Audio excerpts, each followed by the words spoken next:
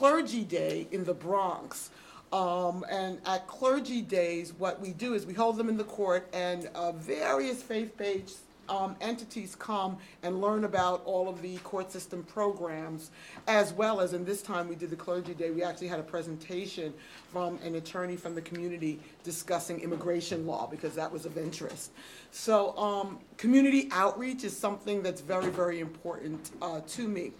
The Access to Justice program, which I oversee for the state court system, is a program that recognizes that close to 2 million people come to our state courts every year without legal representation. 2 million, and that may even, and that's actually a reduction. When we first started counting how many people have to navigate their court process without lawyers, it was 4 million. But we have put a lot of programs in place in the community and bar associations, and the court system feels that we have a responsibility to try to help people who need meaningful access to justice. So that's the goal of our mission of our office, to ensure meaningful access to justice for everyone who passes through the courts of New York State, whether it's civil court, criminal court, housing court, family court, regardless of income, regardless of background, and regardless of special needs. And I loved and appreciated your reaction when I talked about 2 million people going into our courts unrepresented.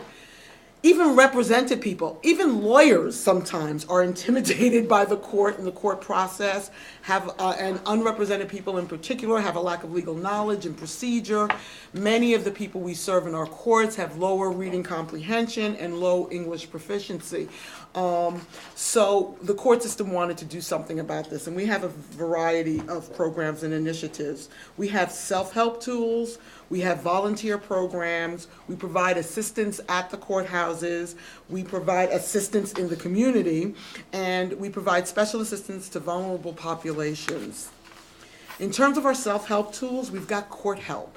You can just use your cell phone, put in your web browser the word Court Help New York, and you'll come up with a program that my office created and maintains. It provides legal information and definitions about so many different areas of law. Going to court, getting help, court forms, problems with money, that's the debt collection type cases, name changes, what do you do when someone dies, what are the estate processes. We recently added criminal law to the Court Help website. And I'm proud of that website. It's written at a 5th to 7th grade reading level to ensure that most New Yorkers who are able to read are able to receive the information from the Court Help website. We have a number, I mentioned, of volunteer programs. Our volunteer programs are volunteer attorney programs as well as law student programs, and some volunteer programs are well-trained community members to help people navigate the court process without giving them necessarily legal information or legal advice, but providing guidance on how to navigate the court process, and they're actually called court navigators. What surprised us at the Clergy Day, we met with the clergy in the Bronx, and we were talking to them about court projects, and we mentioned the Court Navigator program, and 2 of them signed up. They want to themselves. We were thinking that they tell their, the congregants about being a volunteer, and they said no, and now that makes me think that we have to do some more community outreach in terms of having people be part of the court system in that way. So we have volunteer attorney programs in a variety of areas that provide legal advice. Some of our programs, we provide a lawyer for the day, actually in housing court, going into the court and helping the litigant for the day. We help with paperwork like uncontested divorces, things of that nature. We have help centers in some of our courts. Most of our help centers are in New York City. I want to expand it throughout the state. But these help centers are places where most of them are in courthouses and some of them are in libraries where you can walk in and ask questions about the court process. I have left you, and please take them on the table, information on how to find all of, I have pamphlets and in my info tote.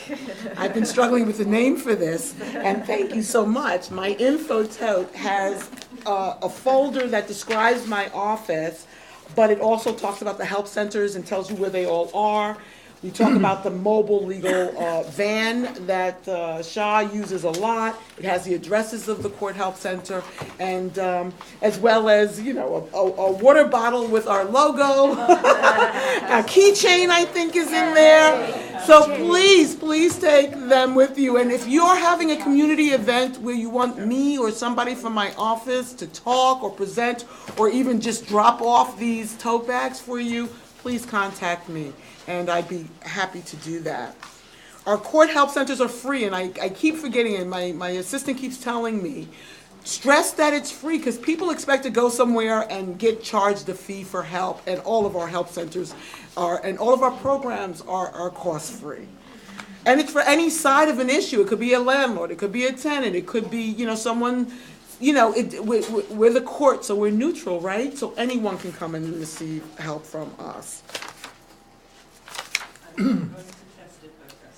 Huh? Oh, yeah. So when I mentioned assistance to vulnerable populations, we have some volunteer programs that help people in particularly the housing courts called the Guardian Ad Litem program. Those are well-trained volunteers to help those who are elder or have some other form of disability. And that's in the housing courts in all of our counties and in the Harlem Justice Center as well. So that's the other thing that our office is responsible for is we are going to be expanding our training for judges, court staff, and others on areas of implicit bias and cultural respect and the impact of poverty and how that may make a litigant who appears in court behave or present, and how judges and court staff have to be extra sensitive. And we should be respectful to anyone just because that's what we're put on earth to do and be, but sometimes courts can be very busy places and very, you know, stressful. If it's stressful for the employees, it's really stressful for the people who are coming for help in the courts. And so my office is going to be trying to develop some more training programs for our court staff to make sure they're more respectful and recognize how poverty and other issues can impact presentations in court. So that's all I have, actually, as I know you have a very, very tight agenda, but I just wanted to introduce myself to you all. My contact information is in the packet, but my phone number is 646-386-3200. My email address is DCAJ-OJI@nycourts with an S, NYCORTS.gov. So it's DCAJ-OJI@nycourts.gov. The number is 646-386-3200. It sure is, and I'm Edwina Mendelson. Or if you call, say Judge Mendelson. Thank you. Excellent. I'm not a stickler for that kind of thing, but the people who work with me are, so. Excellent. Well, Judge Mendelson, thank you very much for sharing with us. Shah, we should put you on a game show giving out the prizes. You did well. You know, can I say one quick thing? Please. So, so Judge Mendelson presented at CB12, and it was one of our meetings where we were discussing our rezoning, and it was sort of a very tense meeting. And you could just see the tension build up. And the judge shows up with these bags, and everyone's sort of like applauded, right? For no reason other than those bags being. So the strategy worked. It sort of like disarmed everyone. It was a real honor to have the judge come today. I mean, if you heard the judge, it's a statewide initiative. So Saratoga, New York City, it's everywhere. So to have our time, this borough board, it's amazing. CB12 has used the services. We have a mobile van monthly parked outside of our office, and it's always filled to capacity. I've been asking for sort of like, let's do a borough-wide activity. This Clergy Day sounds like something that we can do. We've had, through different subject matter issues, the need for legal assistance somewhere, and our court system is someplace we should look at. I've known the judge for many years. She's acted as a mentor to me. So it's an honor to have you here, Your Honor. Thank you. Thank you so, so much. Thank you. Did anyone have any questions? Yeah. All right. Thanks so Thank much. you so, so much. All right. Well, great to see everybody. For those who don't know, my name is Matthew Washington. I get to hang out around here at the Borough President's office every once in a while. So great to see you all. Excited to jump in. Last month we talked about some of the budget priorities that we have as a borough. We discussed a number of things. Brian sent out a list to all the community board chairs. I did a little write-up of those things, so I want to pass this out for consideration. We don't quite yet have quorum, so once we do have quorum, we'd like to take a vote, but do you want to pass it around? We need a couple more people, so. Oh, I'm sorry. That's okay. I assume it was Yeah. just a chair. I took it out my pocket, Terry, and that's what kept it warm. But certainly do want to talk about a little bit about budget efforts and responses. Would love to hear what community boards have been up to, if you've passed resolutions, or I know some of you are working actively on responding to the budget priority responses from city agencies. I see Lester's hanging out here because he's probably been getting some phone calls. We've gotten a number of letters of comment, we call them, Yeah. from community boards and active boards. Okay. Excellent. The deadline actually officially passed, it was March 7th, but we're still accepting them. We will accept them, I would say, through March 27th, 28th, because we need to get them out by April 1st to the agencies and to the OMB task forces who will be reviewing them as they consider the executive budget. And that's letters and or resolutions? You'll accept the letter? I'm sorry? You'll accept a letter rather than just a resolution? Yeah, it's a letter. Yeah. Yes, Okay. we prefer a letter. Oh, okay. And as a matter of fact, we prefer it as a Word document, because then Fine. we can separate different sections from different agencies and combine all of those together for the same agency. Thank you.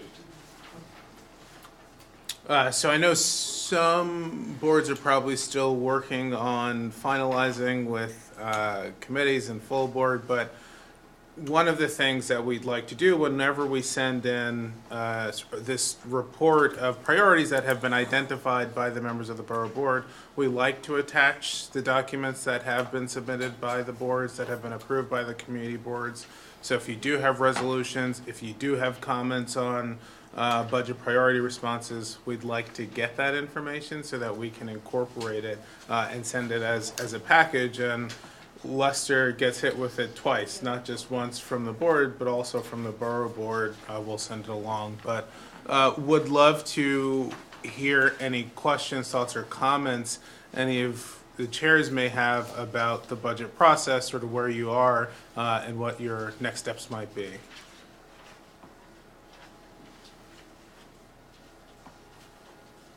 I guess everybody's good. Oh, yeah, Nelsa? Well, as you know, Xavier is our district budget chair. And so the way we've been working, we designate a committee which should be under the charter. And so that was a newly formed committee for us. And so he's been tasking each committee to work on their asks and have their responses. And we've now coordinated a response. And so I believe the response should have been sent to OMB, but if it has not, we'll make sure that you're copied on it as well. Okay. Excellent. Great. And we'll do the same. Okay, great. Roberta, do you know when is yours done, or are you waiting for approval at the board level? No, ours is, we were supposed to have a meeting on it, but one of our members who does a lot of the budget stuff is working on it. Okay. And I just realized that I hadn't seen it. Wow. You want to see it before you put your signature on it. I understand. We are actively working on ours. Actively working. Yeah, I think we initially sent in a lot of responses back to OMB. There are 3 other things that we wanted to add an update on, so that's what's going on right now, and we can definitely CC you on that. Okay, excellent. We have a budget task force. Okay. Under our second vice chair, our second vice chair. And they met, got information from the committees, feedback, they composed a letter. Many of these, I'm looking through the asks here, many of these have been incorporated, not every one. I'm gonna go back and take a look, but the full board did adopt the letter at the end of, beginning of March, I knew this month. Okay. I don't know if the letter's gone out, and I don't know if you guys will CC, I'll make sure. It's possible that we were. I don't know if I've received it, but I will look. But send them all. Make sure we do get them. I'm sure all of you are communicating with Lucille. If you would copy me on it, I can make sure it gets attached here. But we can certainly talk internally. So if you would confirm if it has come into our office, if you've approved something, we'll just want to make sure to attach that. While you flip through this, we can come back to it and take some more questions. So keep looking through that. As I mentioned, it was really just elaboration of the discussion that we had last month. But why don't we jump into some reports? Would love to hear what's going on, give us a little bit more time, and then we may break reports a little bit once we get quorum so that we can actually take a vote on this document. Excuse me? We'll start with 12 then, at the request of the Chair of Community Board 2. And I think we should start with 12. Do you think we should start with 12? All right, okay. So we are in the middle of our rezoning, the inward rezoning application. So tonight, our land use committee, which would have voted on our committee recommendation, it was the Wednesday of the snowstorm where everyone canceled the meeting. So we're having it tonight at our executive committee. We are having our general meeting on the 20th where we're voting on resolution. So we're tight time frame. There is a draft amongst the executive committee. I think we know where we're going, so stay tuned on that. Well, you know the business. Once it's ratified, I'll speak more clearly on that. But the process has been just amazing for us. We looked at the other rezoning applications throughout the city, and sort of like the good thing about being fourth or fifth on the line is that you get to see what happened before. And one of the things we did, which was, and I spoke to someone from City Limits yesterday, the paper that covered it, is that they sort of coined it as rezoning overload in terms of data and information. We had this on every agenda, all month long. We went over it. We had a public hearing where over 125 people spoke, and we ran out of time. There was another 20. We took all that data, took written comments. There was neighborhood alternative plans. So it was sort of like, folks that they're sort of fatigued by this, but we were like, we have to get it done. We're on a tight time frame, so will you be. Even our harshest critics at the community level thanked us for that. That is always having it on the radar. So I'm happy that we're coming down to our decision time, but it's been a fascinating process. So next month I'll report on where we are on that. Another interesting piece that we're going through is that at New York Presbyterian Hospital, I'm not sure if everyone saw this in the post, New York Presbyterian Hospital is considering closing a portion of their mental health treatment and eliminating certain beds at the New York Presbyterian Allen Hospital.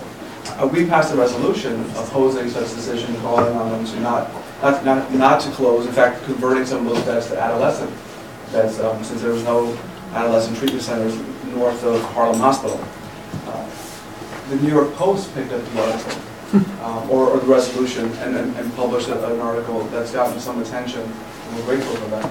And so hopefully we'll be able to reverse that decision. So in terms of what's exciting, it's the rezoning. But this is something else that is important to, I think, to all of us. It's the need to preserve, and if not enhance, mental health treatment in our community. And the last point is that the last meeting I made this plea again.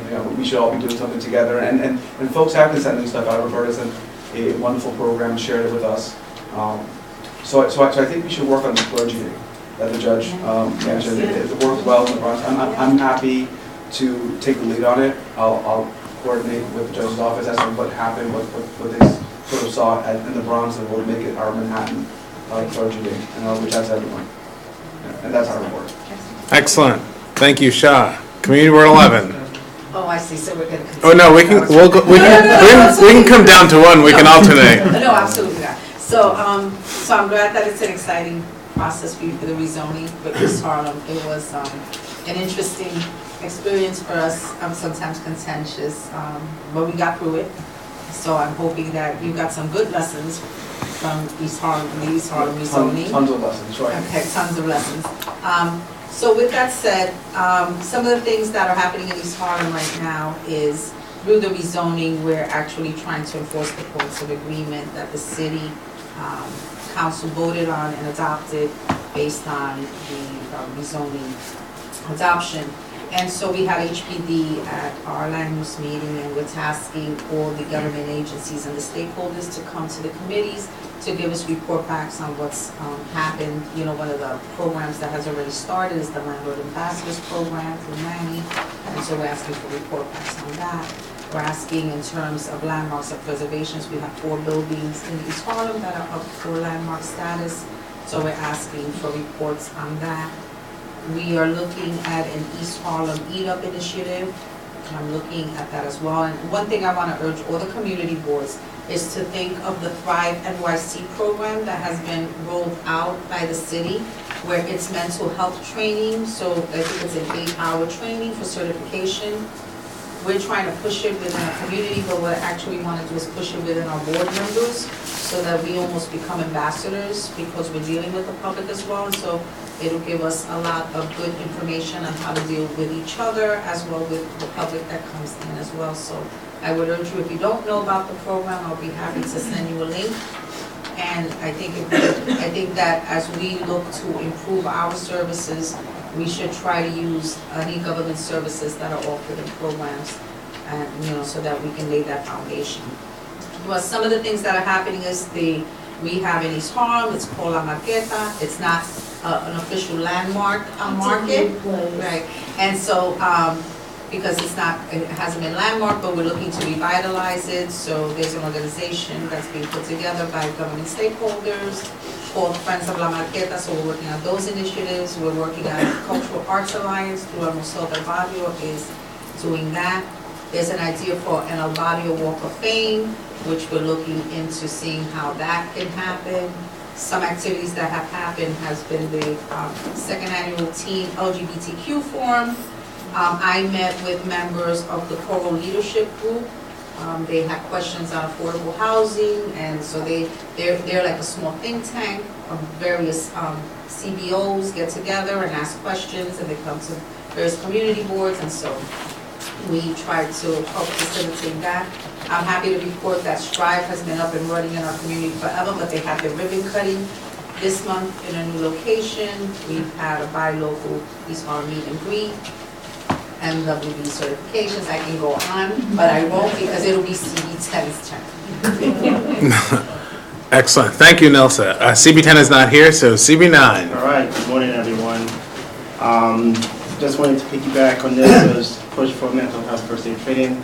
The other hat I had wear during the day is for I work for the Department of Health, and that training is actually provided at my building on 150th Street in East Harlem. So there's an opportunity for you to be able to do that, and I'll be happy to coordinate that with any of the boards.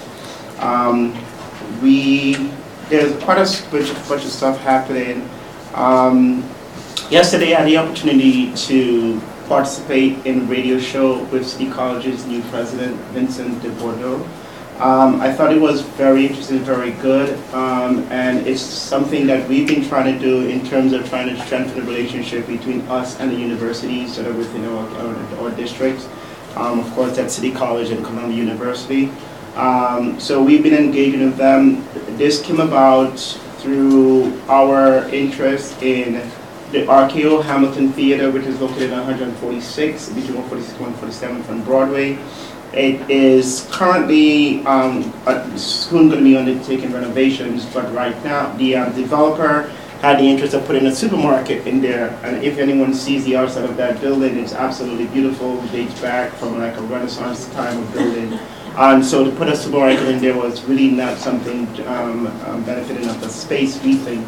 So we had asked the community to come together and give their feedback, and they did that. And one of the persons who was in the crowd was the new head of the JMAC Bond Center at the City University, at City College, and the architecture school.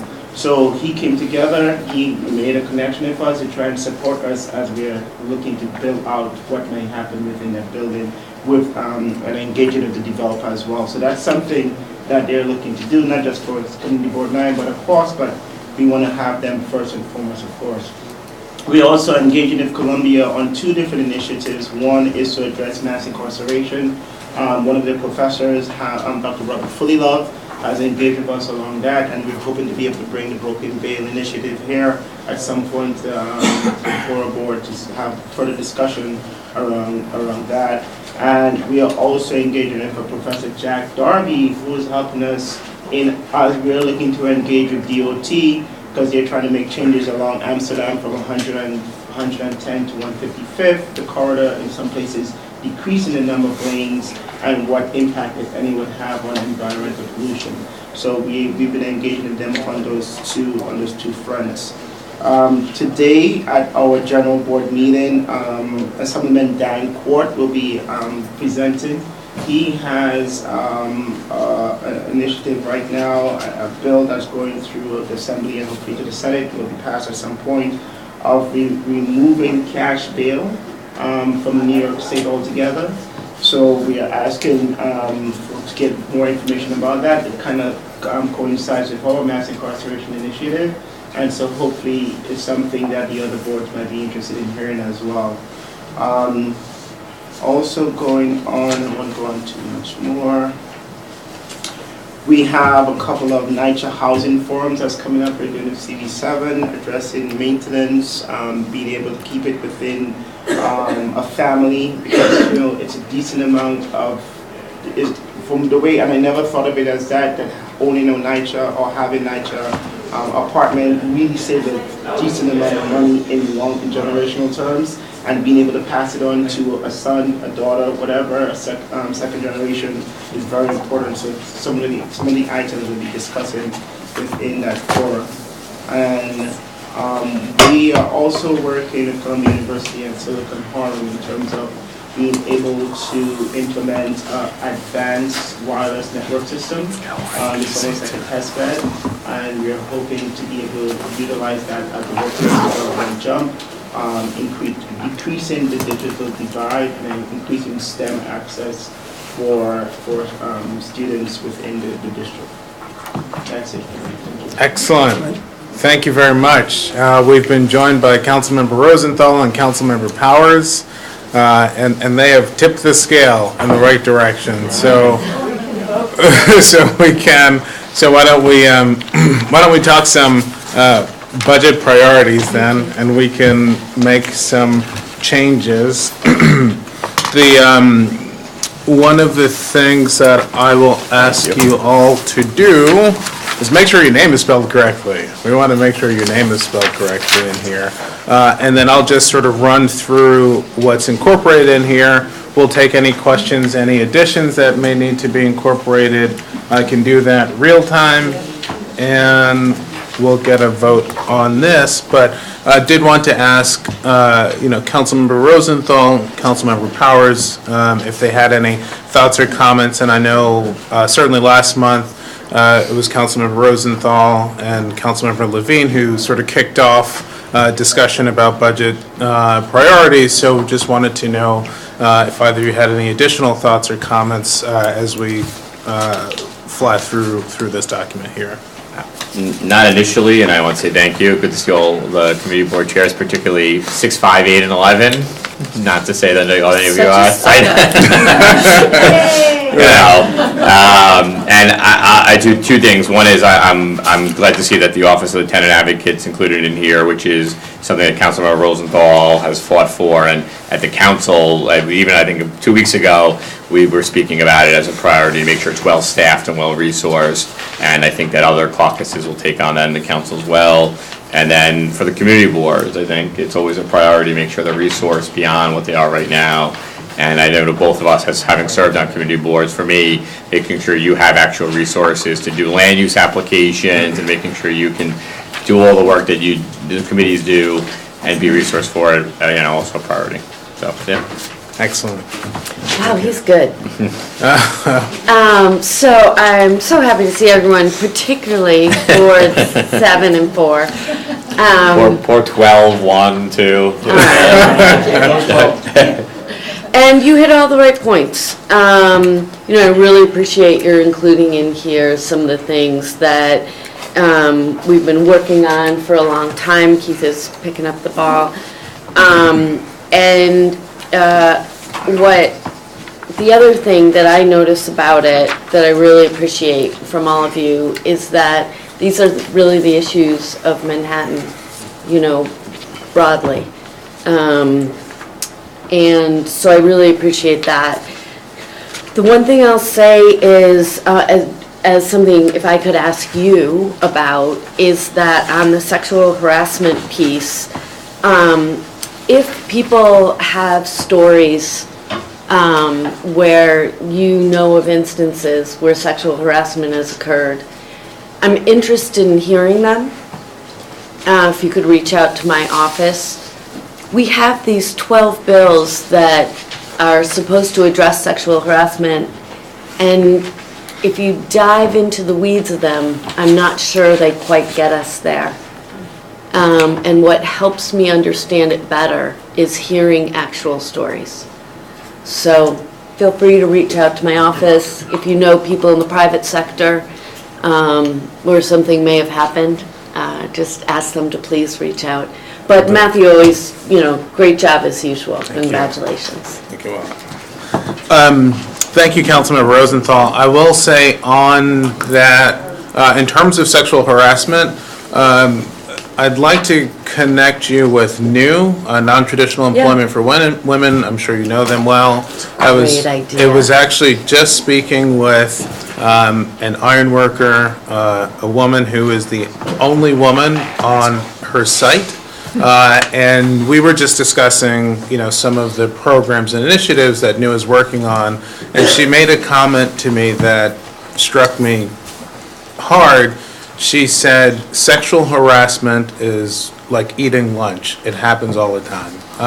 And so I think I would be happy to. So helpful. Yeah, I really appreciate that. Thank you. But certainly it's something just like in the restaurant business, where sexual harassment in the kitchen is how it works.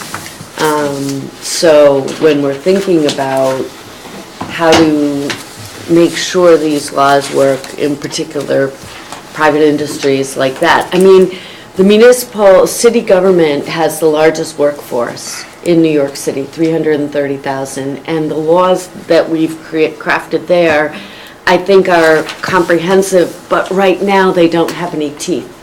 And that's what I'll be working on behind the scenes, is giving them, real teeth. That there be fines, for example, for not reporting sexual harassment if it comes to your attention. Private sector is tougher to do that kind of stuff. But, this is our one opportunity to really get it right. It's such a perfect moment for it. And many other states are just checking the box, doing one bill and saying we're taking care of sexual harassment. And it's my intention that, and not just mine, Councilmember Levine has a bill. Powers, I have a bill, yeah. Oh, you have the best one. I hate Thank you. We all have. Which one is that? It covers it for all all private employers, and because right now it only 60% of businesses are small or private employees or small businesses, sexual harassment law doesn't apply to them right now if you're below four employees or less. So my bill brings it to cover everybody, which state law does, but city law does not do right now. Thank you. I should talk to some of the sponsors, because they, of course, understand these things better than I do. Excellent. Yeah, so I'd love to hear from anyone. Thank you. Thank you. Thank you. And Councilmember Levine, we're glad to have you here as well. Yep, Shah? Well, I think all three of our council members have some version of a sexual harassment, bill or so something that I think is already covered, but hopefully not lost in any of them is the need to also, and especially in CB12, we have a lot of our workers who are undocumented, who might not feel as comfortable to come out and speak up on it because of other collateral effects to them. I mean, part of relaying or giving a testimony on it is having the comfort of knowing that something adverse will not happen to you. And we find out that happens a lot in Upper Manhattan. So if there's a particular focus on that, sort of like reaching out and assuring folks that they will not have that kind of effect, it would be helpful. I agree with you. I mean, how in this world do we do that? I'm not kidding. I mean, it's a real, ICE is now a serious, has its chilling effect. And, it'll be clear that they can go to the city's Commission on Human Rights. And if someone is really, God, I smell, is that it? No. Oh, No, there. I'm trying to make room for.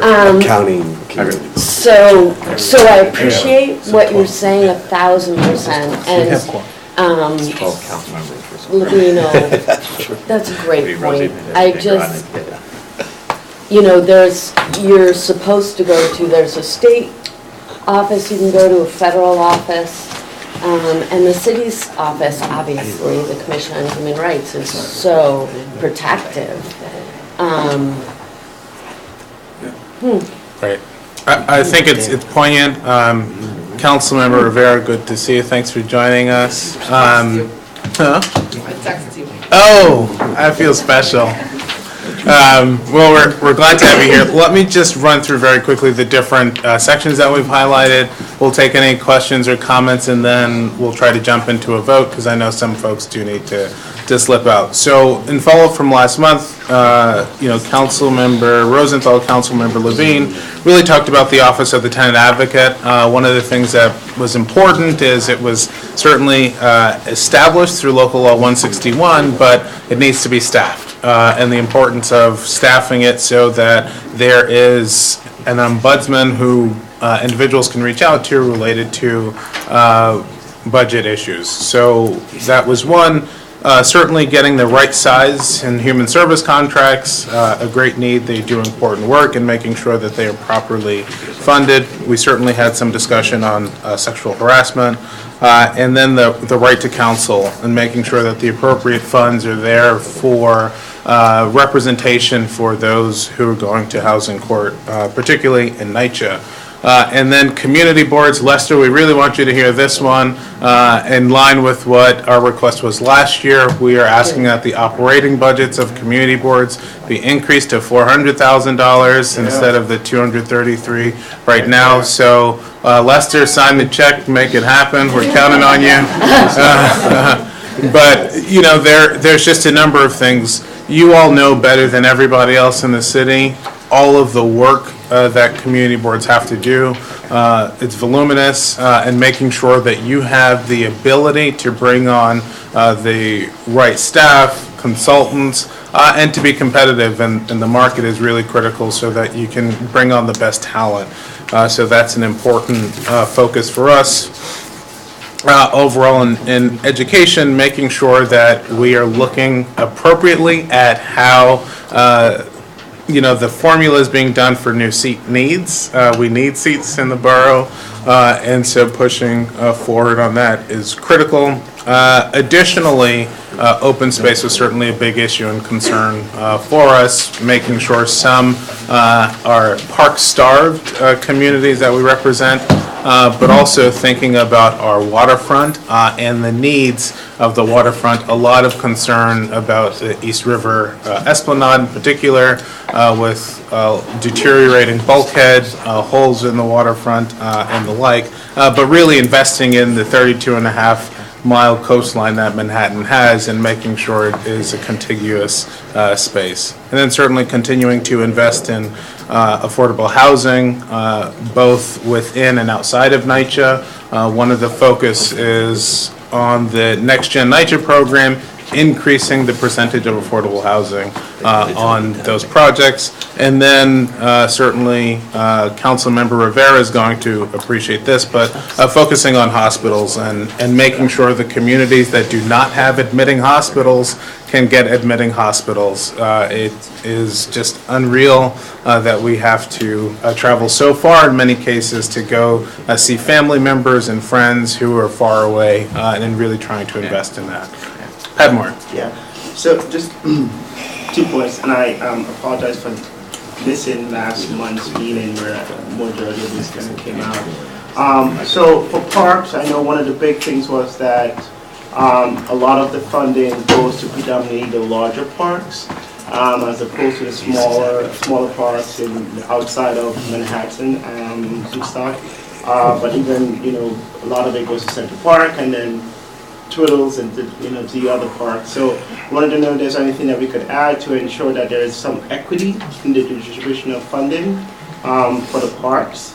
And there's nothing here on the arts, but I know that there was a study done recently in terms of the role of the arts and how effective it is in creating community.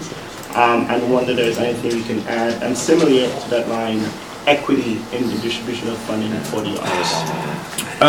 So very quickly on parks, and certainly Councilmember Levine may have more thoughts on this since he was the previous chair of the Parks Committee for the City Council. But in terms of parks and the equitable distribution, a lot of it has been focused on private contributions that have been made to parks, rather than focusing on what the actual parks budget is doing. But Councilmember Levine, I don't know if you have any more comments on the equity in terms of fund distribution between parks. You're talking about the public money, right? Correct. Yeah. Because there's equity built in with all the private money that's funding the larger parks.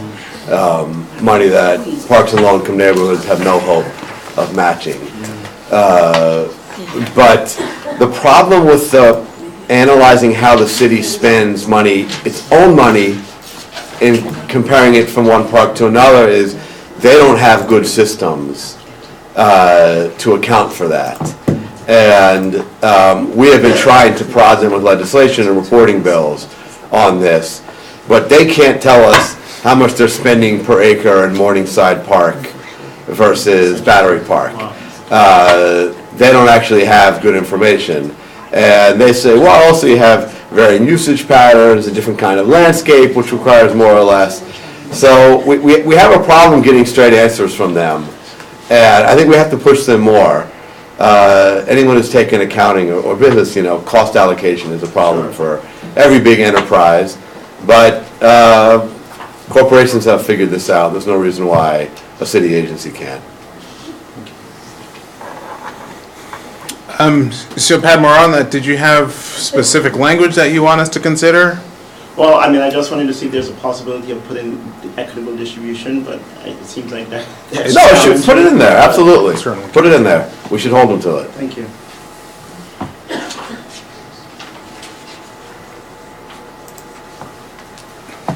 Terry, were you putting your I have hand up? another issue, but I want to let you get all the important stuff about parks in first, because parks are really important.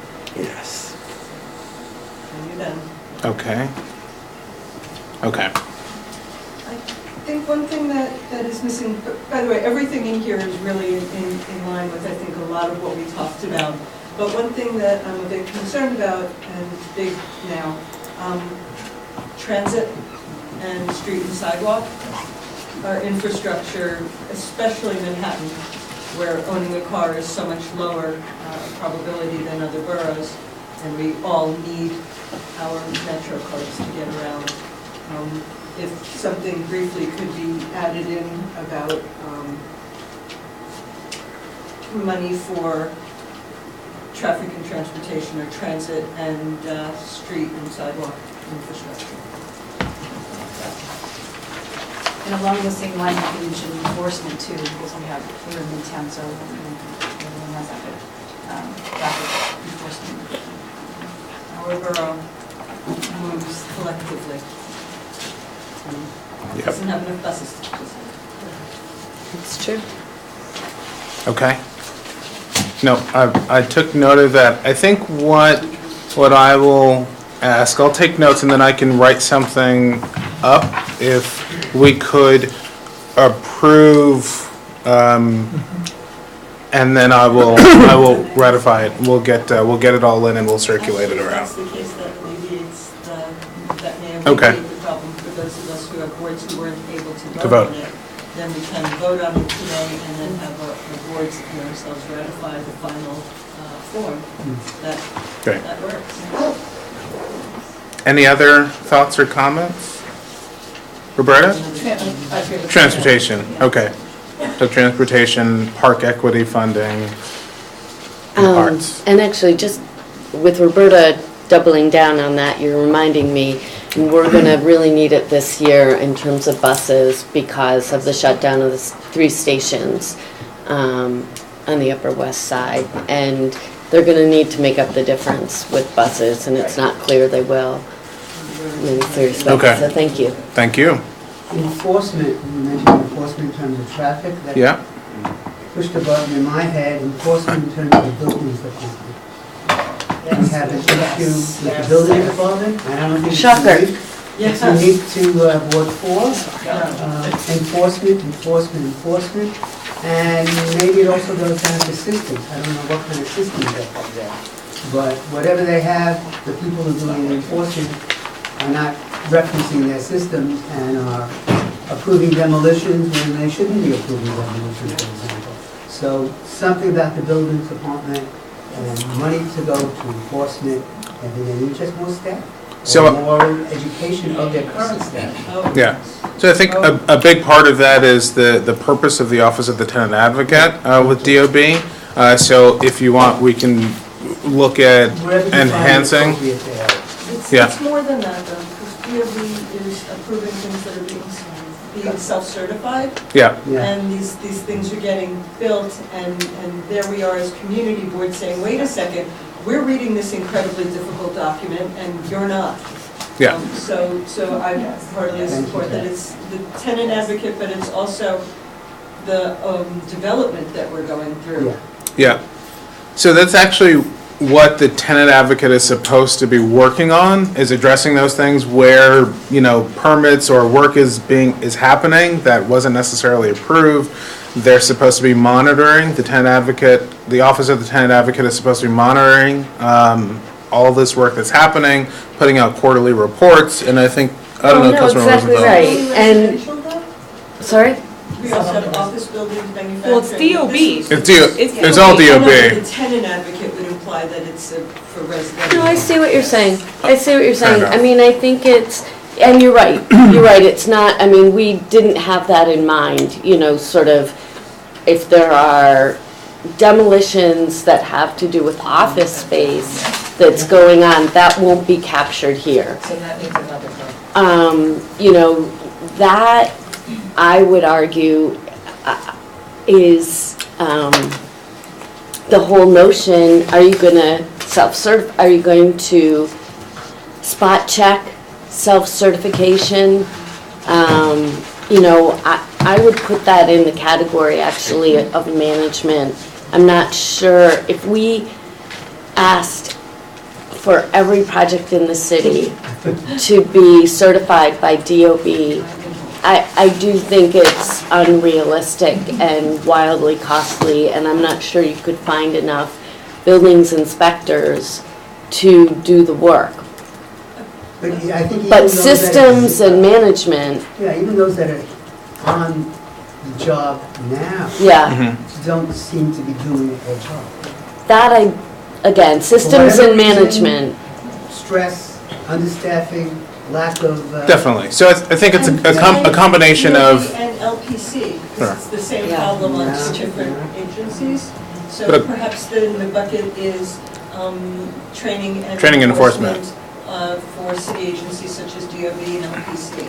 Because we're falling, LPC's falling down. And we have an LPC hearing today, but I will tell you not to further, I guess, upset everyone, is that our DOB hearing yesterday was very underwhelming in terms of just their answers, their transparency. They continue to be, in my opinion, one of the most troublesome agencies. So we agree with you, and we know that we have a lot of work to do in terms of We just want to accountability. support you.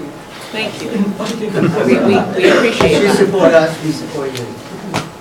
Thank you. Thank you. excellent. Nilsa? Just in terms of the section on hospitals, this thing Okay. that is And- also important. And then also, sorry to interrupt, but I do want to try to wrap this up. I know some folks do need to exit, like, immediately. So if you give us 2-second soundbite.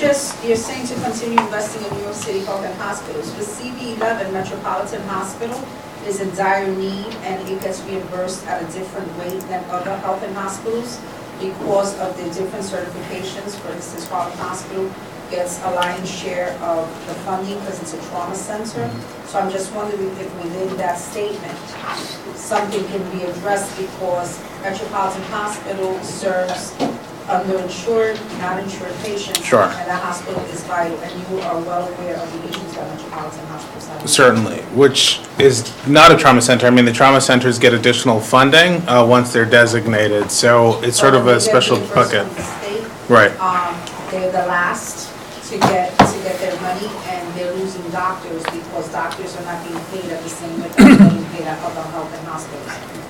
For whatever reason, when the contract was done for Met, the doctors there get paid less than at other hospitals within the health and hospitals. I think addressing equitable funding is something that can easily be incorporated, so we'll do that. Anthony will take the 2 last one. seconds. Yeah, 2 seconds, and then we're gonna Expand vote. the cost area, even though we talk about the Esplanade and the whole waterfront, I want to make sure we highlight funds for resiliency, Okay, all right? So some boards have approached that, but I yeah, think it should be highlighted. Resilience Okay. fully, because you do Excellent. mention the whole coastline. yes, Exactly. So just the word resiliency is. done. Thanks. Okay. So now I think we've got all those, we'll incorporate those, but we would like to take the vote. So I'd like to ask if there is a motion to approve. So moved. So moved, is there a second? Second, Excellent. So we'll do a roll call. Councilmember Rivera, Yes. Councilmember Powers, Aye. Councilmember Rosenthal, Yes. Councilmember Levine, Aye? Community Board 1, Yes. Community Board 2, Yes. Community Board 4, yes, Community Board 5, Yes. Community Board 6, Yes. Community Board 7, Yes. Community Board 8, Yes. Community Board 9, Yes. Community Board 11, Yes. Community Board 12. Yes. Thank you all very much. It's been approved. Nicely done. Thank you. Thank you for your hard work. My short career. And for Thank those you. who need to leave, thank you for your patience, and you're off the hook. All right. We appreciate your Council members patience. hightail it out. Yeah, well, Well, we've had our preliminary budget hearings are going on. Councilmember Rivera's chairing one. excellent. All right, thank you all. 775. And What is her name? What is her and please exit quietly and swiftly. Okay. Quiet and swift. Thank you all very much. Seguimos en Carolina. ¿Tú vas para And doing the hospital thing, the lunch, Harlem Hospital thing now? we'd like to get back to reports as our esteemed council members exit quietly and swiftly. Mark and Carlina are exiting quietly and swiftly. Oh, my bad. Thank you.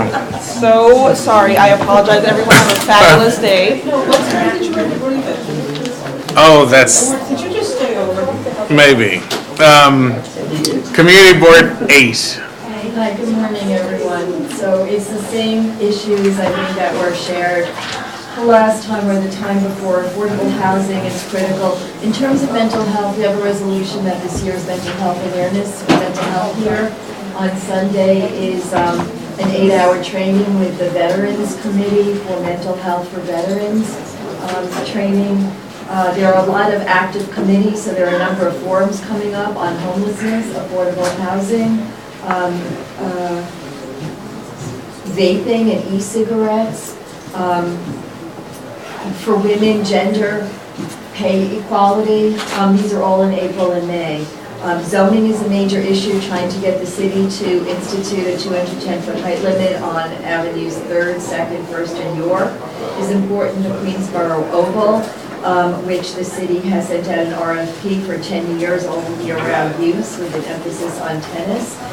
We would like it to be green space and small business. We're trying to partner with the city in terms of helping small businesses, the number of vacant space, various reasons for it, but it's very concerning to the community, to the city, the borough as a whole, the Esplanade, as you mentioned, and the MTS. We would like the city to look at repurposing or reusing the MTS in some way, including possibly housing emergency vehicles, boats. There seems to be just one from Manhattan.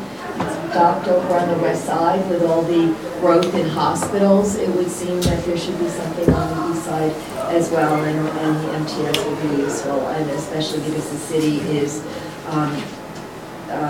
according to its own documents, will be underutilizing the space because we're so good at recycling. So those are the issues. We'd like to work with other community boards on affordable housing. We're concerned about the infill project for Holmes Towers in particular because the city designated it as a 50-50 market rate, 50% affordable housing, and we're very opposed to that. We want it to be 100% affordable. If they're building anything at all, it should be all affordable. So those are our significant issues. Well, thank you. At the moment. Important ones. Yeah, exactly. Community Board 7. On the housing front, we are doing the joint 4 forums with CBI. I will send a flyer around to everybody. We had someone from Furman Center address the housing committee on Monday night to discuss the different kinds of housing needs in the city in general and in our community in particular. We'll continue to work on that. We're having our assembly member is doing a program for residents who want to look back at their rent histories for the last 4 years and bringing in a good report or something to our office. And I can forward that flyer as well once it's completed. Residents of buildings who think that their rent history might have, taken them out of rent regulation can meet with a lawyer for 15 minutes and will be on Monday for Yeah. We're very concerned about transportation. We're going to have 3 subway stations shut down, 72nd, 86th, and 110th Street. Our assembly member is fighting with the MTA on the issue of accessibility. We've arranged through one of our board members to get the MTA to come to an educational session at the Museum of Natural History, which they were very willing to do. They've agreed to do it, and the museum is generously donating the space for us. So anybody from the 110th Street area is more than welcome to come. The 4th station is at 163rd, so but people should push to get that station. And then once these 3 stations are completed, they'll shut down the others in Market Street. We're very concerned about, and then we're not going to increase the M10 bus. So we're fighting to get the M10 bus. Yeah. Right, and there will be 8, well, there'll actually be 16 weekends when when there will be no service in, no stations open in one direction. So you'll have to go either all the way up to 125th Street and then come south, or go all the way down to 59th Street and then go north if you get off. So it's going to be a big problem. Our CERT team did the Thrive, the Thrive training. It's very effective, and Ryan Center is trying to set up a session. Once we know what it is, we again we're going to hear. Somebody from the Human Rights Commission came. He was wonderful. So if any of you want, you should even try and get him to come to one of your boards. We learned a tremendous amount of that from him. We also learned that in the NYCHA housing, where we've had trouble getting ramps for accessibility, that the Human Rights Commission can help us get the ramps, because it's a class of people that are considered at risk, which would be disabled. So we learned that. The super tall, we have a letter and a resolution. The letter is specific to one building. The resolution is generous for all New York City. It sort of ties on to yours, and we will send that around as well. And we really, the super tall, we're really pushing to get as many community boards together, try and send something that works. Something like what you did on computers. So we get that coordinated. And I think that's pretty much it. Excellent. Thanks, Roberta. Community Board 6, Molly, you look a lot like Claude Winfield. I know. It's because I'm aging. But Molly gave me specific directions to be brief. In terms of our office space, the new office space, we have our final hearing that will be with DCAS at the end of this month. So we have learned how to expedite the process of locating and siting the office. And I think by the time we finish, we should share it with all of the community boards. And we have to do a big shout out to Ben Kalis, who has stayed on top of it to ensure that the agencies move expeditiously in terms of the process. Because in some cases, they are given 90 days to do a particular piece of the process, and we've cut it down to like maybe 60 or 30 days. And so it's moved very rapidly in comparison to what they were projected for us to move. In connection with that, our letter of comment and OMB, we sent a strong letter of support for permanent office space for community boards. With the addition of meeting space included in that space. We think all community boards should have that and have access to that, so that we don't have this constant end of contracts where we're running around and then going through this long drawn out process. It takes almost 18 to 20 months to go through this process if you allow it to go the way that they set it up and designed it. And each part of the city charter has to be that in terms of that. But it looks like we may be finished coming up in April, so that looks good. We did have a lot of issues around 33rd Street this month. Several issues, all on the same block. The block between 2nd Avenue and 1st Avenue. That is where on 1st Avenue is the entrance to NYU's new emergency facilities. It's also the northern part of Kips Bay Towers, and it's also a location where rezoning was requested to upzone mid-block, which is rare. There's rarely in Manhattan mid-block upzoning done. This would be an MIH, which would require affordable housing, which would have commercial space, all on this one block area.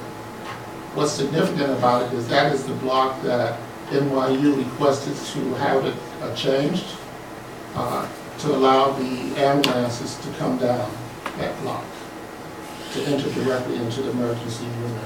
Instead of going to 30th Street and going all the way around, coming down 30th Street, then coming back up 1st Avenue to enter into the emergency unit. We had a lot of community input. And all of these things were going on at the same time. The last issue was Kips Bay, who had to, I don't know why they were allowed to do it, but they closed off Kips Bay. it's been fenced in, it's been closed off, and the community doesn't have access to it. That used to be a public area, you used to walk right through it. But they have several parking lots there. They requested that we allow them to expand their parking lots. Unfortunately, in the 1980s, they expanded it without authorization, so they had already expanded it. We oppose that, and we'll just have to see what happens with that. But last night, we were able to resolve all of those issues, so we feel like we have a breather now. All right. But I think that close look should be looked at the MIH that's going forward. We requested that the city planning and the city council consider options 1 and 2 in MIH. Of course, if you demand that much affordable housing, developers are going to tell you that they can't build. And we'll probably try to say they're going to build as a right, but if they build as a right, it won't be 23 stories, it'll be like 13 stories. Just won't have any affordable housing. Right. The community doesn't want the building on a block, so it's an interesting scenario that's going on. And the last issue is the East Side Resiliency. That's coming up for certification and coming up for ULA. And that is the old Big U. So that's from Montgomery Street all the way up to 25th Street or 24th Street, depending on what we resolve. The Office of Resiliency will be coming before our board later this month to present their final designs. They just finished the final design stage. I've been one of the major persons in opposition to one of the scenarios that they're presenting. They want to bring the northern wall to cut in half our park. Bring the wall to come around past the administrative building. And I would prefer that the wall cover the entire park that we spent $3 million upgrading and fixing.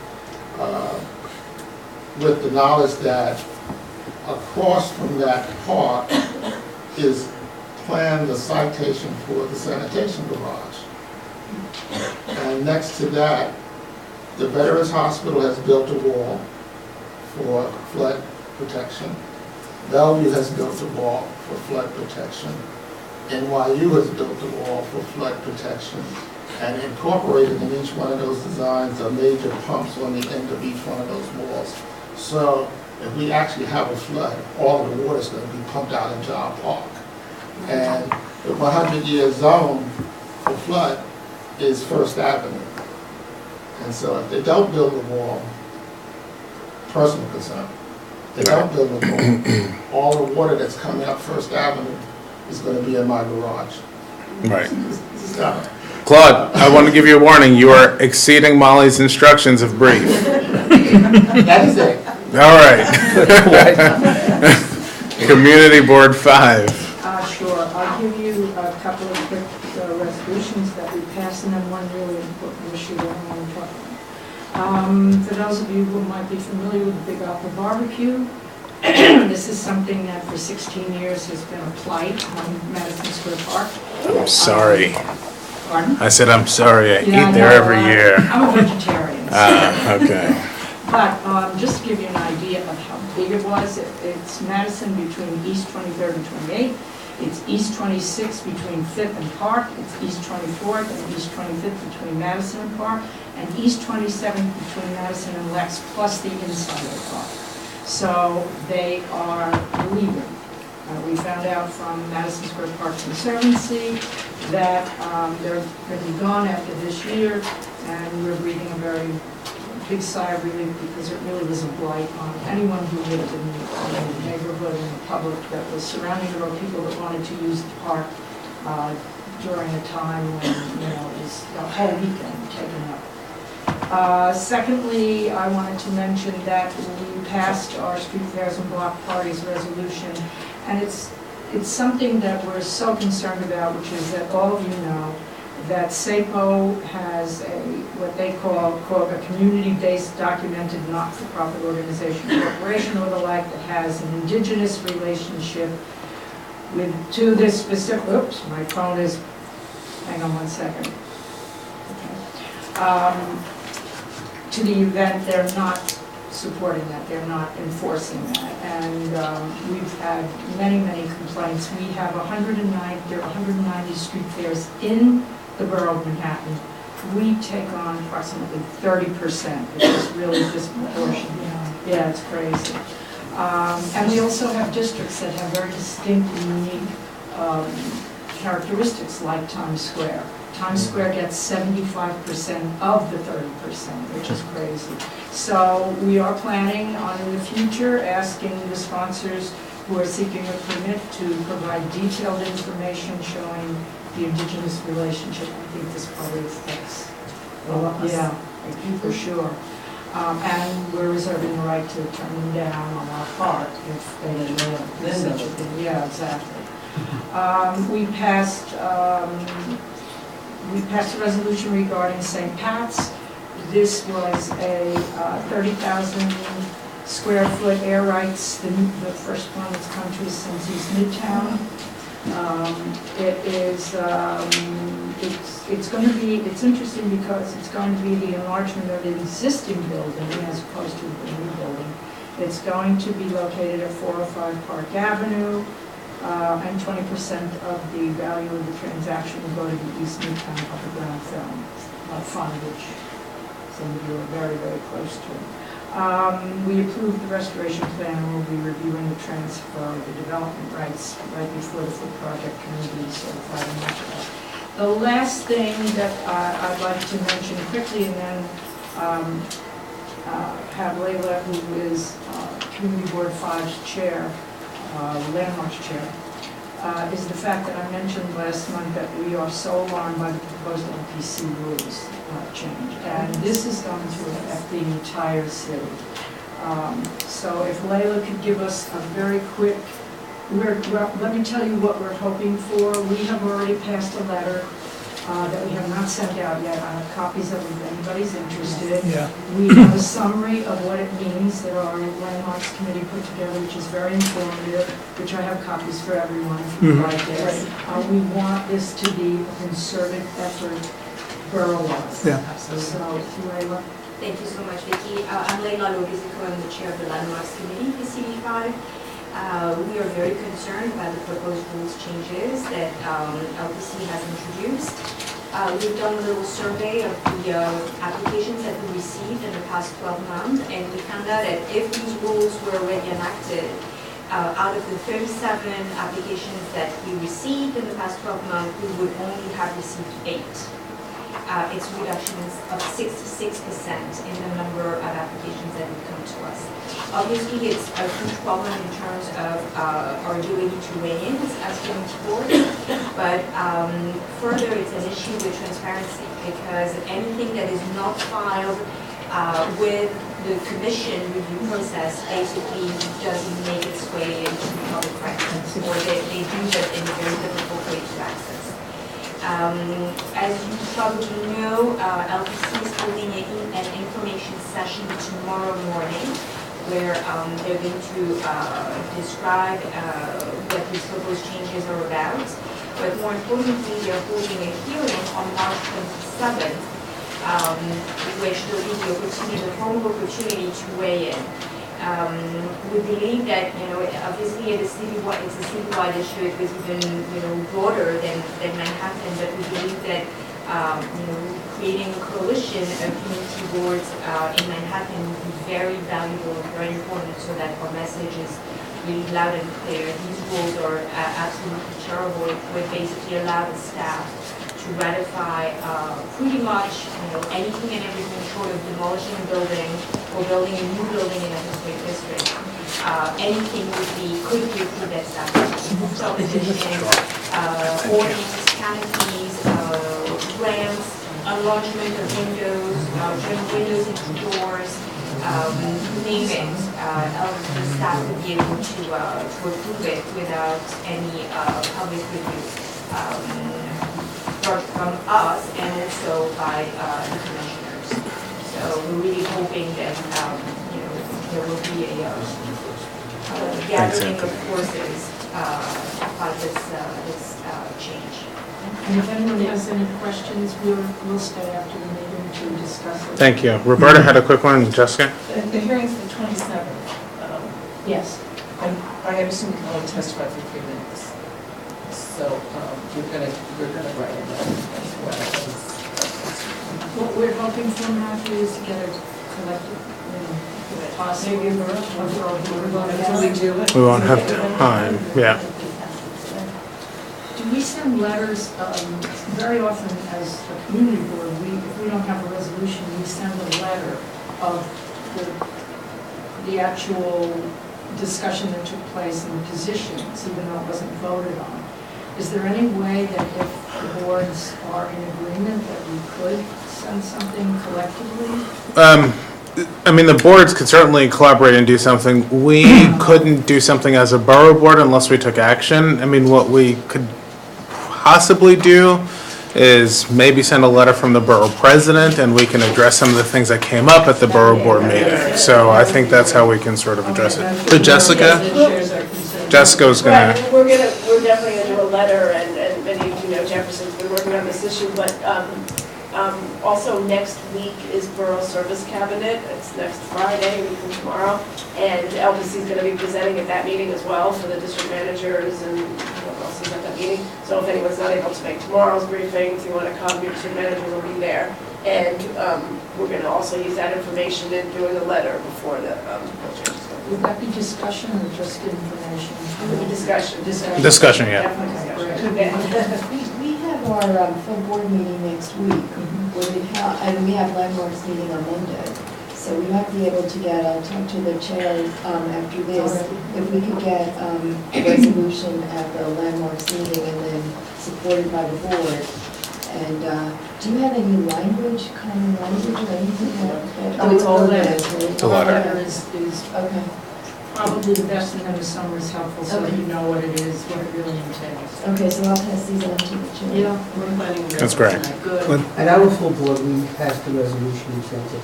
But our resolution focused on the additions, rooftop additions, which is particularly effective in Chelsea. I wasn't aware, and maybe our landmarks people are, but in our letter, we didn't have an iteration on all your bullet points. Okay, good. But Great. this is just a lot more than I thought. Yeah, well, that's what our committee put together. Yeah, well, but our letter was very strong on the lack of transparency on what this does to the process. That's what we emphasize. Yeah. That's great. For the record, want to say how great my landmarks committee is and thank them, especially Linda. Excellent. Great. So Bert, you were chatting. Let's keep going with you, CB4. Okay, a couple of big items in our district, ongoing, but it gets the juices flowing. Port Authority Bus Terminal. It's all a process. Where we are in the process is we're actually becoming good neighbors. The community, Port Authority, we're almost buddy-buddies. Of course, there's an intervention of a lot of the electors as well. Because originally, if you remember, Port Authority wanted to build a whole new bus terminal. And they're at the point now of they will build it on top of the existing bus terminal. In other words, add more floors. In this whole process, we're pointing out that everything to the south of the terminal, a lot of that land is owned by Port Authority and is available for development. They are not so much aware of that, and one of our process is raising their awareness. So we have a working group from the board, from our housing, from our land use, from our transportation, and myself and our district manager. We had a walkthrough with them. We actually had a walkthrough of everything south of 40th Street, took them to 9th Avenue, Dyer Avenue, 10th Avenue, and the timing was perfect because all the buses were blocking traffic, lining up, and they were like, oh my God, is this really happening? And you say, is this true? part of the reason we sort of debriefed ourselves is we're dealing with individual fiefdoms within the Port Authority, and they know a little bit about operations here, but then someone else is in planning. They're not talking to each other. And a lot of them don't live in the neighborhood. I'm not saying what state they live in, but they don't live in the neighborhood for sure. And they just come to their office and go home. Come and go. They don't get out on the street. They don't mingle. They don't walk through. They don't inhale the fumes. So this is ongoing. And we have, I won't raise expectations that we have high hopes, but we have medium level hopes that we're working something out. Our goals include no buses on the street. From the tunnel to the terminal to the tunnel. And we're trying to use this as a way to solve additional problems. We have jitneys lining up on the street. We have those long-distance buses that are low price, the double-deckers who can't fit into the Port Authority right now. They're scattered all over the district. We're trying to get them into the terminal, the jitneys into the terminal, and the lady matinee buses, you might want to call that. You know, the Wednesday matinee, which maybe 60 years ago everybody took the train in and then walked up to Times Square. Now the bus brings them all in. And what does the bus do while everybody's at their matinee? They idle. So we're trying, and you know, the driver doesn't have a place to go except the bus, keep the heat on, keep the AC on. So we're trying to, in this wider planning, to get a spot, a place enclosed for those buses to park during the day, and the tourist buses. So that's something really exciting. And also ongoing is Hudson River Park. Lots of fireworks, and some intentional, some not. And I'm not talking about the kind you watch. We've been working to, money is coming in. Where's that money going to be allocated? Money's coming in from the governor's office. Money is coming in from air rights transfer. Forget about the valuation of that transfer, but there will be money. Where's it going to be allocated? How is it going to be allocated? A lot of the park in our district has not been finished. We have a major impediment to the completion of the park.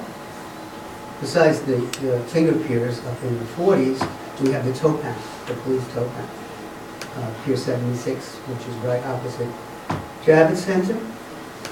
Promised to be moved, and we discovered recently that in proposed budget, capital budget, it's us $14 million to fix the tow path up. Well, if it's going to move, why do you need to fix it up? You know, yeah, the door's falling off, fix the door, but so we have issues around that. Those are two big ones. Two smaller ones, quote unquote, is relocation of our temporary EMS station. It used to be in the village, and it's now temporarily in our neighborhood. Well, thank you for taking it. You're welcome. Temporarily. Temporarily, okay. With the very strong backing of our electeds, the Speaker's office, we found another site, but it's all, you know, one thing has to do with another thing, contingent. And one of the contingencies is it's right near a staging area for the Gateway Tunnel, which who knows, okay? So, but nothing can be done until that's settled or worked around. That's working out, and we have an old line, that's how I would describe it, an old line settlement house in the West 40s called Parkway House. Old line in terms of it goes back to the beginning of the 20th century. When it was started, the board of directors, probably they lived in the neighborhood, like McGraw, from McGraw Hill, okay? Who's on the board now? their grandchildren, okay, who don't live in the neighborhood and are trying to, it's not my word, it's their word, monetize the building. Okay, i.e., sell it, the development, it's not landmark. These are mid-late 19th century buildings, though in the back of one, in the backyard, is a Civil War building, little one-story Civil War. More than a hut, kind of, probably was a cottage when it was built. They want to monetize the building, use that money to provide services someplace else in the neighborhood. It's a little unclear. And with the speaker's help, we pushed back, we've met with them, they're clueless. We're in executive session, it's being recorded, they're clueless. They really... It's being live streamed. Live stream. Oh, well, okay, I said it. They don't seem to be aware of their connection to the neighborhood and how important the facility is to the people in the neighborhood and the services they provide. We're trying again to, like with the Port Authority, raise their awareness. Port Authority has been successful so far. I'm not sure it will be successful with this group. Is it definite that they're doing that? They think it's definite. And somehow to show how they have become kind of disconnected to the community. I wasn't at the meeting, I've heard reports from both the Speaker's Office and CB4 people. Government assistance was raised. Oh, the response was, that's too much paperwork, we can't do that. So, it sounds like they're set. All right. Okay. Thank you. Bert, Community Board 2. I will chime in on development pressure. Development pressure, which is already high, is increasing. We feel that rezoning is a tool that is very much needed to bring controls wherever zoning just allows kind of crazy things to happen as of right. For example, we've requested rezoning for the, years ago, and we're still very insistent on this, for the Broadway University corridor, which will see pressure from what's happening in a neighboring ward, but it's right across, 4th Avenue is right in the middle. And really, 3rd to 5th Avenue is a neighborhood from 14th to 8th Street. So that we are hoping that a holistic view of the, I don't want to talk about the 3rd to 4th Street because that's in a neighboring ward, but what happens when you do something here is it just pushes it there. So having the controls across the border is very necessary. And in addition, we're seeking more clarity in our M15 districts, Soho, NoHo, and parts of the West Village.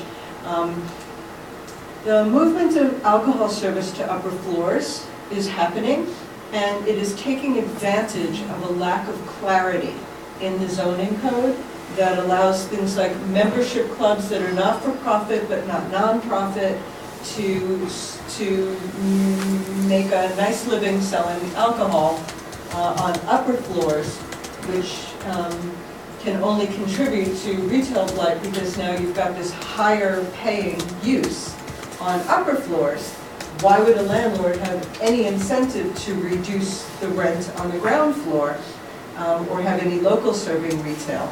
So we're seeking a better clarity in the zoning code because when we looked into it, there were just multiple interpretations, and when there's lack of clarity, I guess the tie goes to the runner. The L train shutdown is an enormous issue. We had a meeting with hundreds and hundreds of people come out, 85 people, just speakers alone.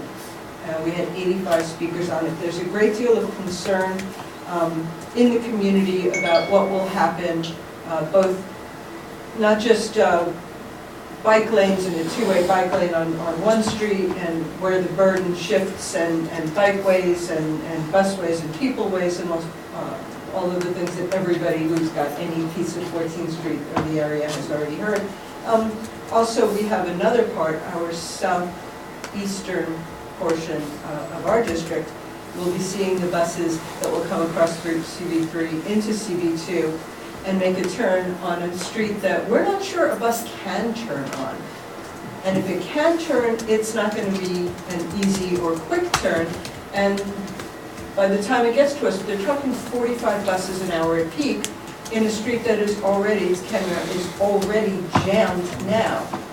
And part of that problem is because there's a one-way toll on the Verrazano, so there's a freeway to get a free way, not a free-flowing way, but a free option for trucks and such to get across Manhattan, and it's that street. And if it gets diverted to Canal Street, nobody's going anywhere. And if it gets diverted to Broome or any of these other streets, basically you're talking nobody's crossing. So, you know, as Wirt was saying, one thing affects another, and it becomes dominoes. The LPC rules, we are having our Landmarks Committee meeting tonight, so thank you to all who have provided what you're doing, because I love standing on the shoulders of great ideas and making sure that thereby we're able to support them, plus add our own flavor, because I'm sure we have our own issues as well. And being that it is mid-March, we are looking forward I'm looking forward to the opportunity to weigh in or to see what's happening with community board appointments, because that's very much on our minds. Because we have to plan for what our board is going to look like in, I hope, a month. And any update on when the appointments and when we are going to be? Sure. I mean, we're meeting with the council members starting tomorrow. We have to meet with everybody, and we're hoping to have all the appointments made by April. Sometimes we're a little late, but that's our goal. We interviewed, about 350 new people, which was great, terrific candidates. Wow. We'll be in touch. Yep. Terry, was that, are you finished? That seems like a good start. Okay, excellent. Just in terms of the community board assignments. Can we get back to that? We'll wrap this session up with Anthony, and then Jessica will give the borough president's So report. I'll be very quick. Very similar problems to everyone else. What's a little more unique here, we're still challenged with EDC and our relationship with them. And specifically, down at the seaport, there's a building and a pier from the old Fulton Fish Market. It's called the New Market Building. They want to demolish it. We kind of understand that, but they have no plan for what could be done with it. And it could be a potential wonderful open space for the community. So the Borough President's Office is working with us on that. I don't know if people remember, over a year ago, the Mass Community Affairs Office established something called Neighborhood Support Teams, which I think came out of the 125th Street zoning model. Yes. Does it sound familiar? Mm-hmm. Over a year ago, they called us up and it was like, congratulations, you won. So we had a meeting with them, and we all probably filled out applications. We're going to work with them on the issue of sanitation relative to the fact of overdevelopment. So now you have a huge, super tall building, and in our neighborhood with small, non-standard grid, there's garbage all over the place. And so we're happy to see if that process yields some benefits. The one positive thing, we're working very early on with Governor's Island. They built a new park there, which is wonderful. The southern part of the island is now ready for some development. And some of that has to be commercial to generate revenue to sustain the whole park and island. But they've been wonderful about coming to us early about what we would see, how it would be integrated to the community. So stay tuned, but it's a positive process so far. Last thing we had is we still have a lot of conversation about congestion pricing. And I don't know if other neighborhoods see it. We walk around here, and it now seems like every car is an Uber car. And the congestion is now out of control, and it really is putting pressure on a lot of service delivery and just living in the city. That's it. Thank you, Anthony. We did pass a resolution. We passed a resolution at our last board meeting in favor of, Yeah. whatever you want. There's a lot of... Pricing to enter Manhattan. Yeah, okay. Excellent. Next month, I know all of you community board chairs are tough on time when people are speaking. I might get a clock at the front of the table. 2 minutes. Give me 2 minutes next month. Jessica has the borough president's report. I'm going to be really fast because I talk fast.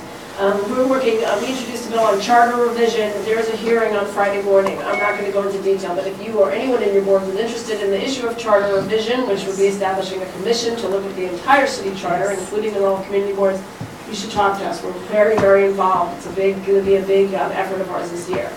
So I said the first hearing is this Friday morning on actually the bill about what's tomorrow, on passing a charter revision commission bill. And we're real involved in that. Just in terms of staffing, I know there's concern whenever there's, staff turnover. Everyone knows that Basha did leave. We're very sad. But we do have everyone, everyone's board assigned to someone just to make sure everyone knows. Boards 1, 3, and 6 are Tara Duvier. She's new. She's terrific. Wonderful. Erica does boards 2, 8, 11. Jefferson does 4, 5, 7, and Orlando 9, 10, and 12. So just, still call your land use people or call me or Matthew if anybody you want to talk. And I'm not going to go to LPC. We're having a presentation next Friday at the Borough Service Cabinet. And then just 2 quick events I wanted to mention. We're doing an event called My Brother's Keeper Initiative. This was the Obama initiative on improving educational outcomes for young men of color. We're taking it on for Manhattan, and it's going to be an event in April in East Harlem. That's going to be terrific, I think, and it's going to be specifically for service providers to talk about reaching young men of color. And then we have a fabulous Women's Month event. It is on March 20th. It's at 6 o'clock. It's in the mezzanine of this building. We're focusing on women's writers and performers, and there's a list of names here, but apparently the one that people know is Aparna Nancherla, which for people who watch comedy shows, I guess she's big in the comedy circuit. But in any case, it's going to be a great event, and it's on the 20th here. That's it. Excellent. Do you know the names of people who might be coming to the hearing, not to the hearing, to the district cabinet next a week from tomorrow? It would be great to RSVP with Brian, just so we can get a count for breakfast. Yeah, so we can earn our bagels. Could you send around information on that? So that Yes. Not Sure. Kevin, on tomorrow's charter review? Oh, on the charter review, yes. Because that's tomorrow. Yes. We can get a note out. It's at 10? 10 at City Hall, yeah. 10 at City Hall. They did it really fast, so it's just Yeah. something we call the hearing. And then on appointments, as I said, we interviewed over 350 people, terrific people. We're moving the process as quickly as we can, but we have to meet with each council member, because, And re-ups? We didn't meet with them, we decided not to do that this year. Everyone has to submit an application. I'm not gonna, we can talk more about process, but for the most part, the major thing we look at for current members is attendance. How many young individuals? I'm trying to remember how many young people applied. I think 4 or 5. Claude, when you say young, do you mean 16 and 17 specifically, or like under 30? Okay. I was just... We had 4 or 5, 16, 17, no, but we actually also had a really good collection of We college did, students. yeah. A lot of college students came Yeah, in. it was interesting. Just the ones that applied for reappointment, will they hear before you announce the new appointments? I think we're going to announce everyone together. At one time, Yeah. okay. Can I just make one comment? Sure, and then Nilsen. Yeah.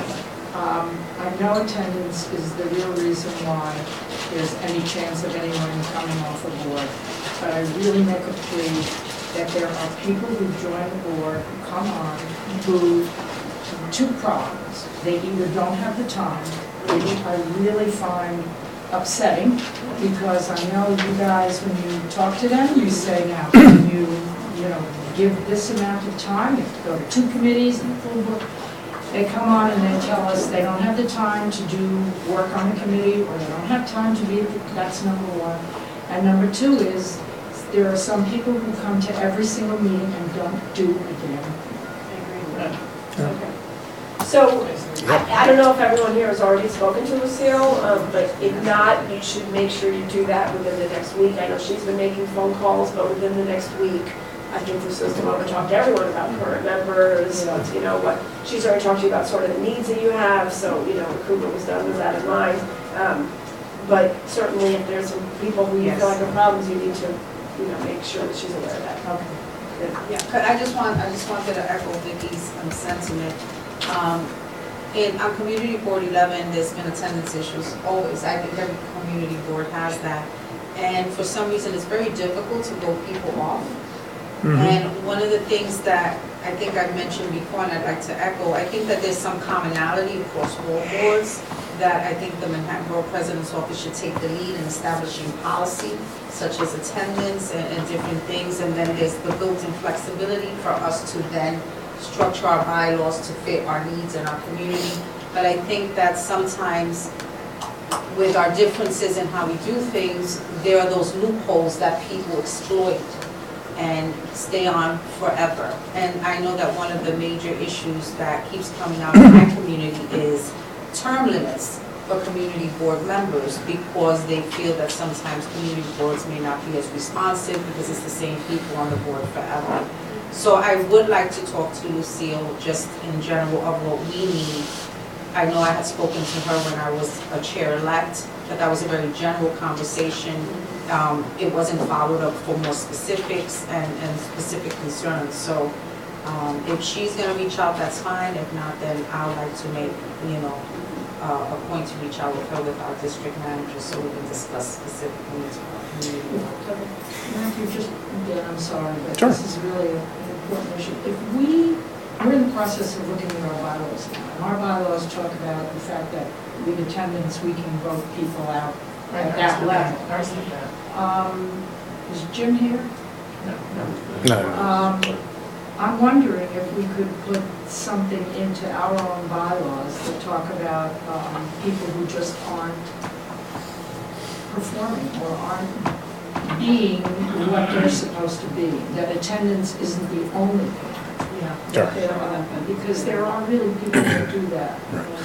So in terms of, you know, in terms of, a lot of this is governed by the city charter. Right. Community boards can remove members with cause. So cause has to be established. You can establish cause within your bylaws.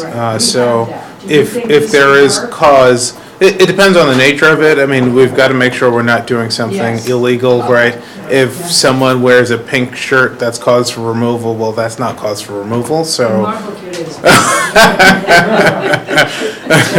You know, so I think if there are specific items that you want our office to take a look at with respect to identifying cause for removal, we can let you know if it doesn't violate the city charter or any other regulation. But cause can be established, and cause does not have to be just attendance. The city charter specifically identifies attendance as a cause for removal, but allows for other cause to be established and executed on. Okay, great, thank you. Just a quick ask. Would the Manhattan Borough President potentially consider convening the community board chairs or whoever the community board chairs designate to have discussion in terms of cause? Because you have specific concerns, and Roberta might have specific concerns, and that if we talk about it, we can actually speak about what we're seeing that would then speak to the potential recommendations for cause that would come out of this office as suggestions. We can convene a meeting with Jim and you know, and look at it. You know, it is a little bit, as Matthew said, a little bit of a slippery slope because, you know, people tend to try to get people on for not so much cost. And even move across committees with us. And you'd also have to have 50 members pass it in a. That's the problem. Including, you know, getting your bylaws. I'm not sure about this. I mean, we had our bylaws passed about 5 years ago, almost unanimously. We rewrote them for the first time, but that's the first major change in the bylaws in many years, because normally someone comes in and it gets voted down. But I've noticed that on Community Board 11, when they suggested language from the Manhattan Borough President's Office, it's a lot easier to bring people on board because it's come from the body that actually appoints people to the board. I think that for us, sometimes the challenge is when we try to interpret and put in language, that's where we have pushback. For instance, we just tried to do an explanatory sheet regarding conflicts of interest and having people sign off that they received it. That became a big issue. Well, if we sign that, do we have to go to the COI trainings that the handbook president and things like that? And I was like, this doesn't absolve you, and there's other specific questions. For instance, in attendance, right? If someone comes, according to our bylaws, if someone comes in substantially late for a meeting, they're marked absent, right? So what ends up happening is you mark someone absent and then they come in late and then they vote on a resolution and we record their vote, but technically they're absent.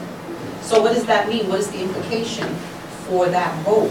And so these are things that I think that we should actually discuss and get some commonality. I think, we're all different, but there's very real, same issues across the boards that should be addressed. Well, that brings up the question, there were suggested bylaws that I remember Aldrin was talking about. Then they were to be approximately 80% of our bylaws.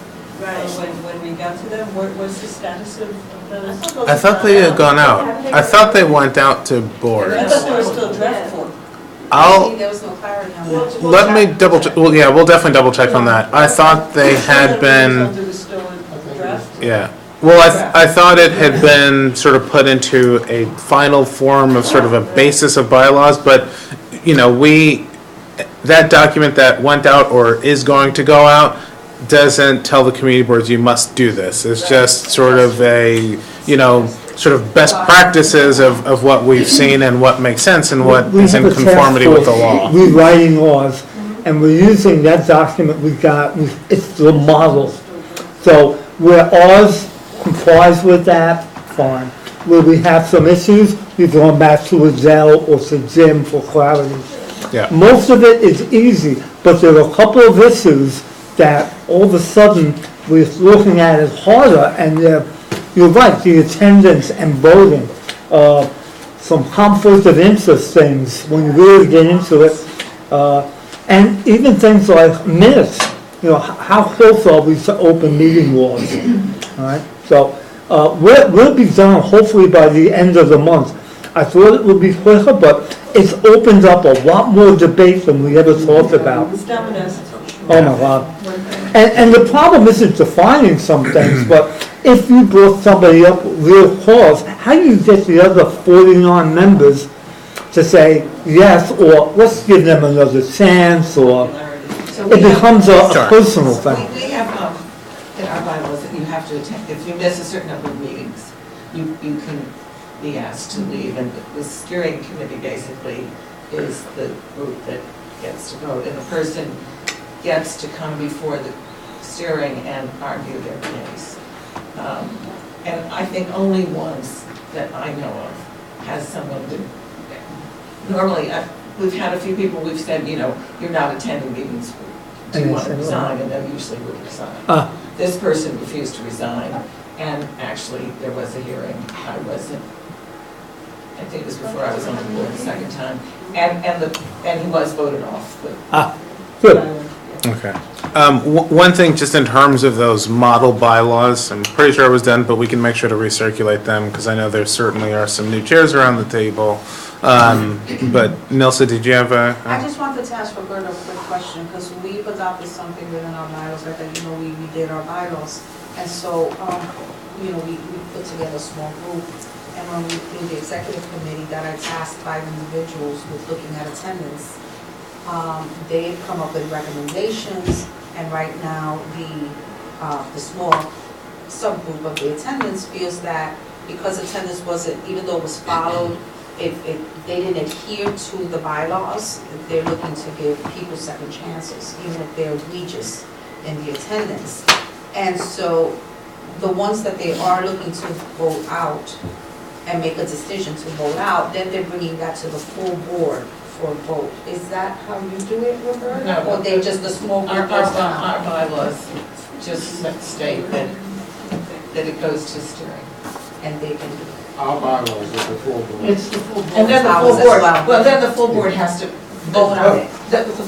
No decision's made in steering, it has to be made by the full board. But so it's the recommendation. It goes to that's the steering full, like it us. goes to steering, and, you know,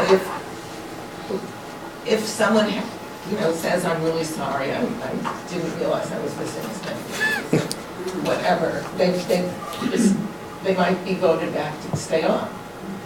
You know, I think only one person in 30 years that I know of that was actually had to go through this process. All right. Great. Yeah, I think that's it. Motion to adjourn. Motion. So moved. Thank you. Second. I'm gonna say something about the model bylaws before you. All I was saying was we'll recirculate them, make sure everybody has them. All right, everyone, flap your wings. Thank you.